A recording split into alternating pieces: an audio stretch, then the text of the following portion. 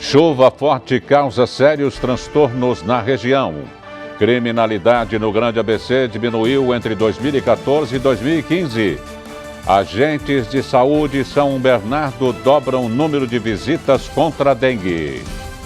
Direto do novo estádio do Inamar, as novidades do Água Santa para a estreia no Paulistão. E hoje, nos estúdios do J+ABC, eu recebo a advogada doutora Carolina de Lulo Ferreira, da Giuliani Advogados. Quinta-feira, dia 28 de janeiro. Começa agora o J+ABC.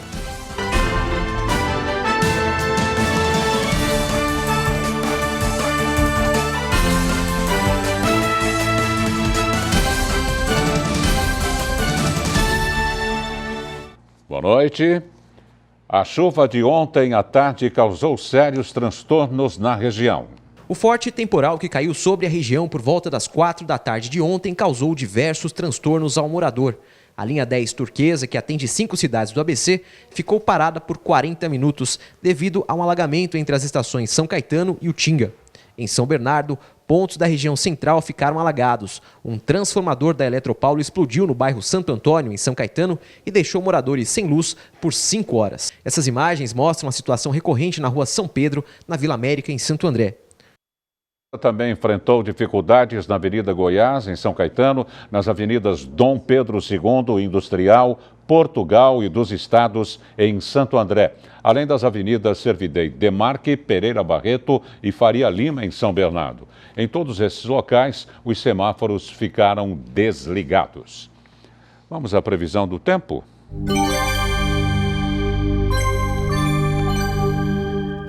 Apesar da grande quantidade de nuvens sobre Grande São Paulo na manhã desta quinta-feira, a chuva só deve voltar à noite. Não há expectativa de temporal e nem de chuva volumosa, como ocorreu ontem.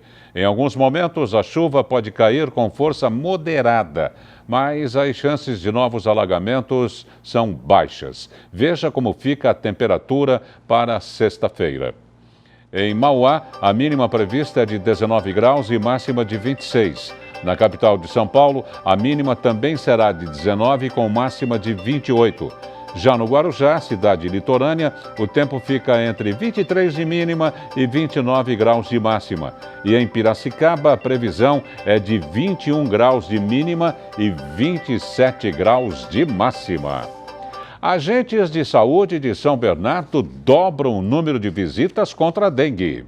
Conforme levantamento da Secretaria de Saúde, os agentes realizaram 42 mil visitas em 2014, número que saltou para 87 mil em 2015. Dessas, 62 mil foram realizadas entre agosto e dezembro, período no qual a Secretaria intensificou o trabalho de combate ao mosquito. Também no ano passado, foram eliminados 2.527 focos do mosquito na cidade, contra 1.299 em 2014. Além disso, os agentes de controle de zoonoses notaram que a resistência dos moradores em deixá-los entrar nas residências diminuiu. Em fevereiro de 2015, durante a ação de nebulização na Chácara Inglesa, por exemplo, foram registradas 80 recusas. Em novembro do mesmo ano, esse número caiu para 8.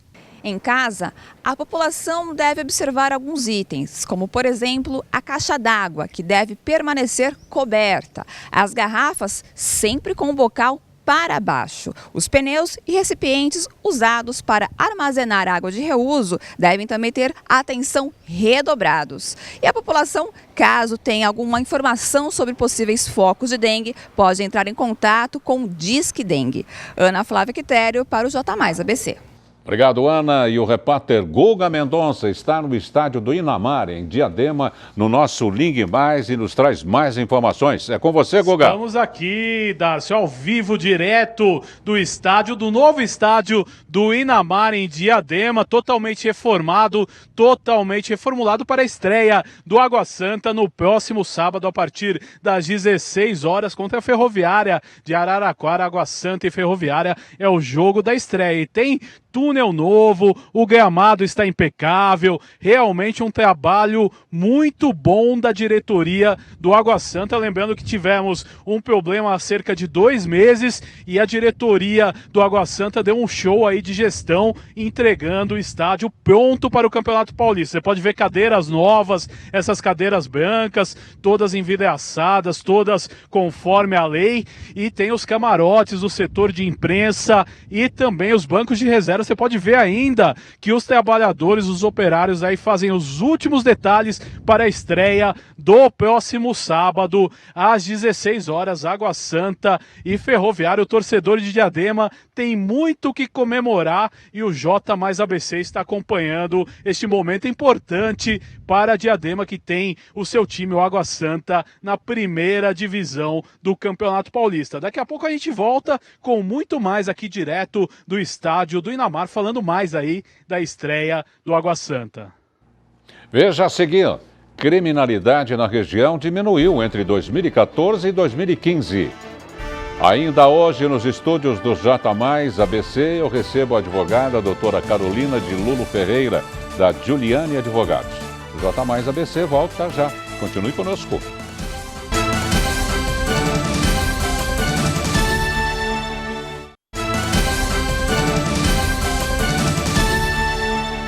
Olha aí, está aqui uma boa notícia, viu? A criminalidade na região diminuiu entre 2014 e 2015. Os dados são da Secretaria Estadual de Segurança Pública. A maior queda percentual ocorreu nos casos de homicídio, que caíram 21,11%.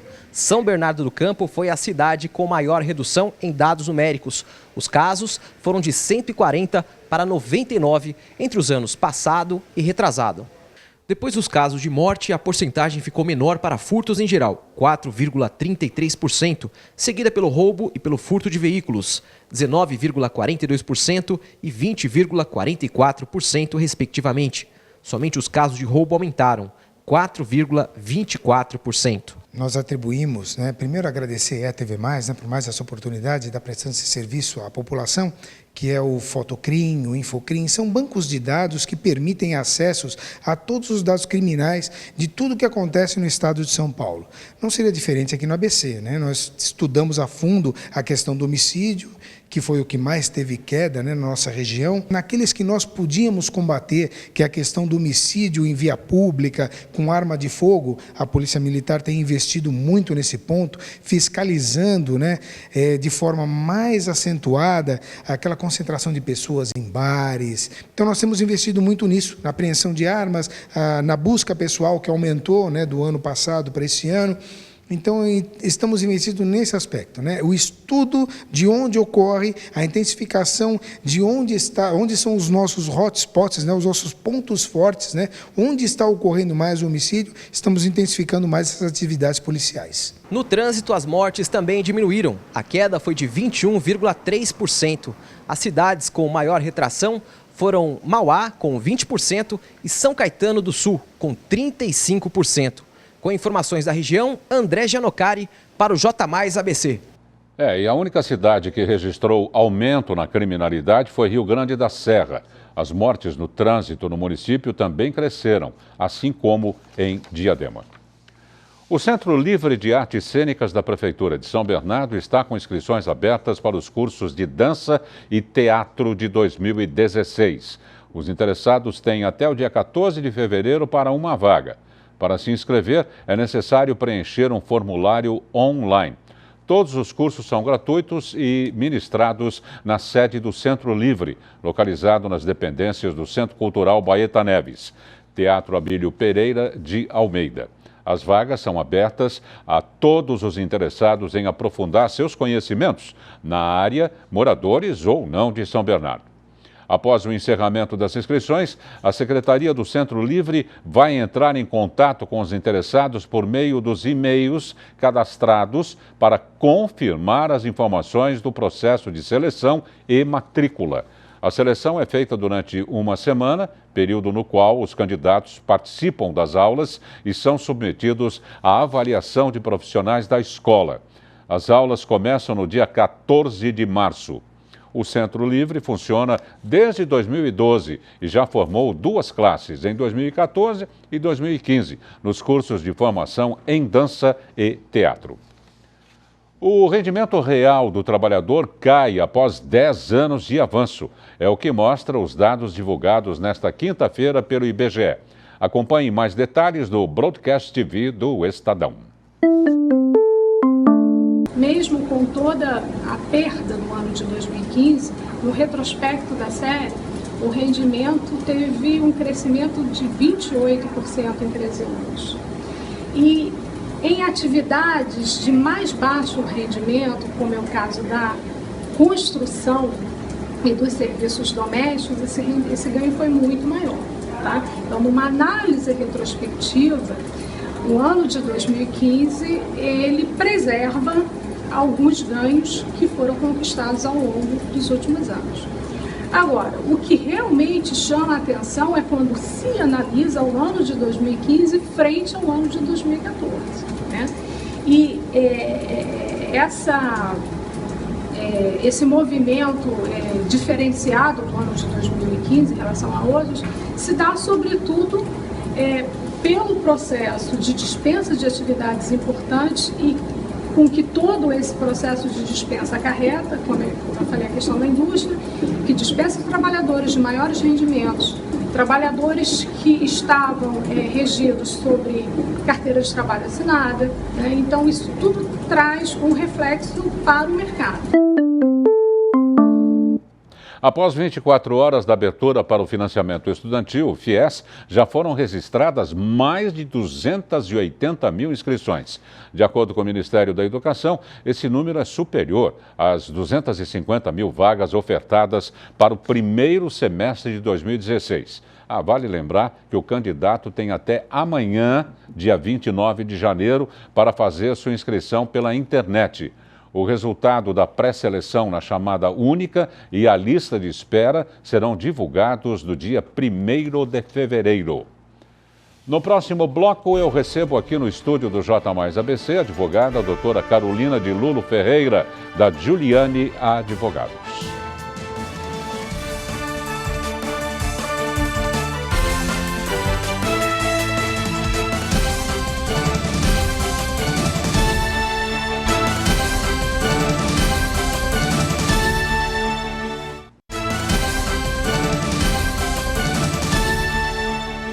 E agora abrimos espaço para o esporte.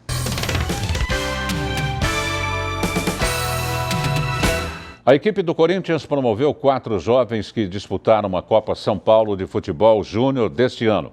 O time de Tite agora vai contar com a presença do volante Maicon, o meia Matheus Pereira e os atacantes Gabriel Vasconcelos e Claudinho, que treinaram a partir desta quinta com o elenco principal, o que não garante necessariamente vaga no Paulistão. Além disso, o time ainda negocia os nomes e os naming rights de seu estádio. Isso é uma parte bem importante e lucrativa. O atacante Paulinho foi emprestado ao Santos pelo Flamengo até o fim do ano e vive a expectativa de substituir Giovani, recentemente negociado com o time chinês. Já o São Paulo treinou normalmente e tem como alternativa no elenco o volante Wesley, que espera uma chance na equipe titular do técnico Edgar Bauza. Wesley está no São Paulo desde março de 2015 e foi muito criticado pela torcida são paulina por sua falta de vontade em campo. A torcida está lascada com ele. E o Palmeiras vive expectativa pela volta do zagueiro Edu Dracena, que pode retornar à equipe na partida contra o Oeste, agora no dia 10 de fevereiro. Além de disputar a estreia da Libertadores contra o Liberdad no dia 16. E voltamos ao estádio do Inamar, de onde fala o repórter Guga Mendonça, no nosso Link Mais. Novamente você, Mendonça. Aqui direto do estádio do Inamar, em Diadema, o novo Inamar, totalmente reformado e em condições de receber a Série A1 do Paulistão. Pois é, agora o Água Santa tem seu estádio com capacidade para 10 mil pessoas, tudo novo. Os operários fazem os últimos retoques, realmente não ficou nenhum resquício do acidente que ocorreu no mês de novembro. Um trabalho muito bem feito pela gestão do presidente Paulo Siqueira, que conseguiu sanar todos os problemas e entregar esse estádio para a cidade de Diadema, que agora tem seu time na Série A1. E a estreia é contra a Ferroviária no próximo sábado, às 16 horas, é o jogo de abertura do Campeonato Paulista. A Ferroviária que volta depois de alguns anos para a elite do futebol, e o Água Santa, que é o debutante, à espera aí de um bom público aqui no estádio do Inamar. Cerca aí de 5, 6 mil torcedores são esperados para essa estreia, já que desde as divisões anteriores o Água Santa sempre bateu o recorde de público, e a cidade de Diadema vive uma paixão. Você passa pelas ruas, bandeiras e camisas do Água Santa por toda a cidade. Então a expectativa aqui em Diadema é muito grande para a estreia do Água Santa no Paulistão. Então, marcado sábado, 16 horas, aqui no estádio do Inamar, tem Água Santa e Ferroviário. Outro time do ABC que também estreia sábado é o São Bernardo. São Bernardo vai à Vila Belmiro e enfrenta o Santos Futebol Clube. Santos e São Bernardo no sábado, a partir das 5 da tarde. É o futebol do ABC aí na elite do Paulistão. Guga Mendonça, especial para o J mais ABC. Valeu, Guga. Vamos a mais um giro do Broadcast TV do Estadão. Olá, veja agora as principais notícias do broadcast político desta quinta-feira. O ministro-chefe da Casa Civil, Jacques Wagner, afirmou hoje que o Conselho de Desenvolvimento Econômico e Social, o Conselhão, não tem o objetivo de substituir o Congresso Nacional. Segundo Wagner, o objetivo do grupo é ser uma ferramenta participativa, como acontece em outras democracias maduras. Wagner abriu a reunião do Conselhão, que não se reunia desde julho de 2014, afirmando que este é o melhor momento para a retomada do diálogo, já que é marcado pela angústia de empresários e trabalhadores. O Ministério Público de São Paulo coleciona depoimentos que indicariam que o ex-presidente Luiz Inácio Lula da Silva é o verdadeiro proprietário do triplex 164A, no Guarujá, litoral de São Paulo.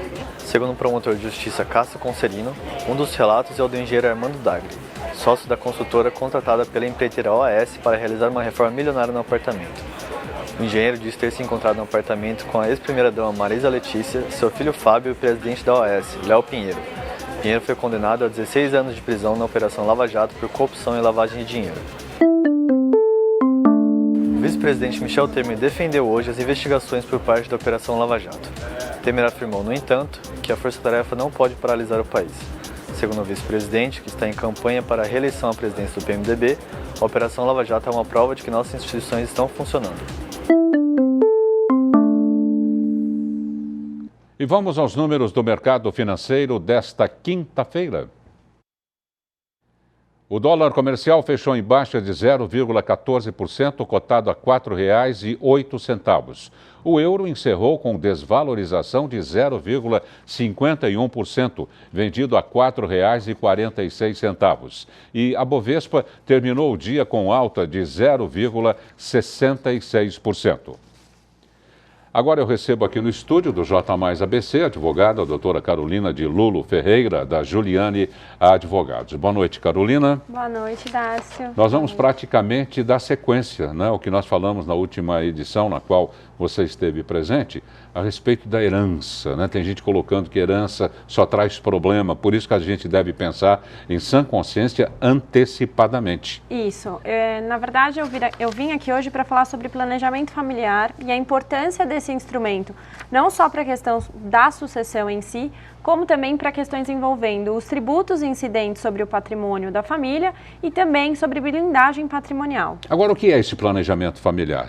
Vou ter mais 2, 3 filhos, não é nada disso, né? Não, não é nada disso. O planejamento familiar, ele é literalmente planejar o patrimônio da família, através de instrumentos ou de ferramentas jurídicas que possibilitem uma melhor destinação desse patrimônio, inclusive no que tange à sua blindagem ou a questões sucessórias. Agora, o titular do espólio, antes da morte, logicamente, para poder sentar com os herdeiros e bater aquele papo, né, na paz do Senhor, nosso Senhor Jesus Cristo, né? Como é que ele faz, por exemplo, com as cotas empresariais? Nós temos que imaginar dois lados, um que vai deixar uma grande fortuna e um que não vai deixar uma grande fortuna, mas tem 2 imóveis, tem 2 carros, né, para que não haja... uma discrepância. Exatamente, exatamente. Bom, quando a gente fala de planejamento familiar, na verdade, existem várias formas de fazer esse planejamento. A mais comum, ou a que mais se enquadra para a maioria dos casos, seria a formação de uma pessoa jurídica. Ou seja, nesse caso específico, só para explicar um pouquinho melhor para os telespectadores, é formada uma empresa e essa pessoa titular desse patrimônio, ela faz a remessa a título de integralização de capital social para dentro dessa sociedade. Os sócios dessa pessoa vão ser quem? Os herdeiros que ele pretende passar o patrimônio. Agora, doutora Carolina, ele pode deixar percentualmente o que ele quiser para um ou para outro? Um ele deixa 10%, o outro ele deixa 60%, porque participou durante toda a vida no business da família. Como é que é feito isso? Na verdade, quando a pessoa está em vida, ele pode ir fazendo a destinação que ele quiser do patrimônio. Quando ele vai, por exemplo, testar, ele não consegue ter essa mesma liberdade, porque ele vai ter que respeitar sempre os 50% da legítima, que é uma disposição do Código Civil que determina que 50% do patrimônio vai para os herdeiros necessários. Então, nesse caso específico da antecipação, ou seja, da transferência das cotas, não teria problema ele fazer essa divisão conforme o que aquela pessoa representa para ele no negócio. Ele pode fazer o que ele quiser nessa divisão. Sim, das cotas societárias, sim, antes dele falecer, antes dele vir a falecer. Porque posteriormente não seria possível, mas quando a gente fala em testamento, ele não conseguiria fazer. Ele pode dividir o que ele quiser, inclusive não deixar 0 cotas para... Essa pessoa que ficar com 0 cotas provavelmente vai entrar em algum tipo de litígio com os herdeiros, ou com aquele que ficou com mais cotas, mas, via de regra, sim, ele pode fazer a disciplina que ele quiser. Por quê? O correto seria ele já fazer toda a divisão em vida, doar essas cotas para os herdeiros que ele pretende que fiquem com a administração ou aqueles que ele entenda ser necessário, e ele sair, ou seja, ou ele sai da sociedade, deixa as cotas lá com usufruto e algumas cláusulas que protejam ele, porque ele não faleceu ainda, né? Ele não vai fazer a remessa integral. É isso que assusta as pessoas, não? Mas antes do falecimento... É isso que duas coisas assustam. Primeiro, falar em planejamento ainda em vida, porque não é um assunto confortável. Parece que dá zika, né? Sem ser o zika vírus. Parece. E também com relação a isso, poxa, mas eu vou deixar todo o meu patrimônio para essa sociedade, para os meus herdeiros ou para os meus filhos, como que eu vou ficar? Eu já vou dar tudo? Não, calma. A propriedade em si vai ser transferida, mas existem alguns instrumentos jurídicos, como, por exemplo, o usufruto, que garantem que essa pessoa receba todos os frutos daqueles imóveis e também não assine, por exemplo, se alguém quiser vender. E ele também não vai ficar sozinho, sem estar na sociedade. Ou ele pode ser sócio e atuar como administrador, ou ele pode não ser sócio e também atuar como administrador não sócio da empresa. Tá, porque é importante isso, atuar como administrador, porque ele tem de passar por ele para assinar. Sim, não é? vendas, agora, etc. E o valor das cotas?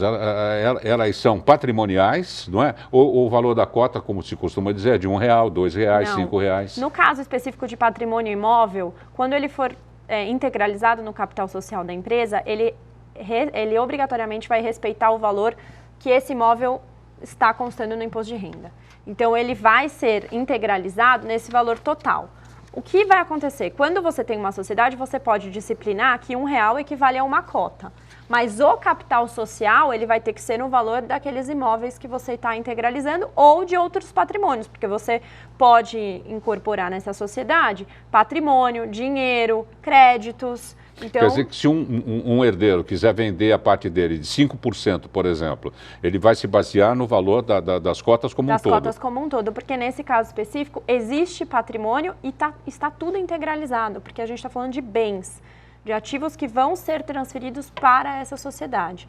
Mas lembrando que esse herdeiro não vai poder, a bel prazer dele, fazer a venda desse imóvel sem autorização ou do administrador ou do usufrutuário, conforme o caso. Ou daquele que herdou as cotas da empresa, né? Sim, porque a vantagem, na verdade, de se fazer dessa forma em quesito de sucessão é exatamente você não ter que entrar com processo. Por quê? Quando a gente fala de planejamento, a gente quer dizer transferência das cotas todas em vida. Essa é a vantagem, para que futuramente a pessoa não tenha que abrir um inventário, pagar, por exemplo, custas de processo, que é 1% sobre o valor do monte mor e advogado. Vocês estão vendo como é complicado o caso? Isso porque estamos em 2 aqui. Quanto mais pessoas participassem do nosso bate-papo aqui, mais problemas viriam à tona. E nós agradecemos mais uma vez a doutora Carolina de Lulo Ferreira, da Giuliani Advogados. Obrigada, Darcio.